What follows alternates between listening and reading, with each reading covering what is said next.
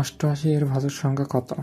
88কে যদি আমরা লসাগু করি তবে 2 দিয়ে 40 দুগুণে 88, আবার 2 দিয়ে 22 দুগুণে 40, আবার 2 দিয়ে 11 দুগুণে 22।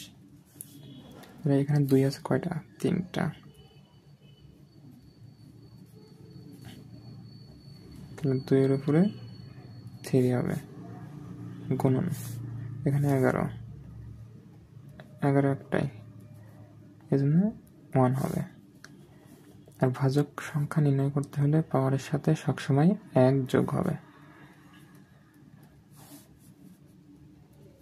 পাওয়ার 3 আর 1 যোগ করলে 4, গুণ 1 আর 1 যোগ করলে 2, তাহলে অ্যান্সার হবে 8।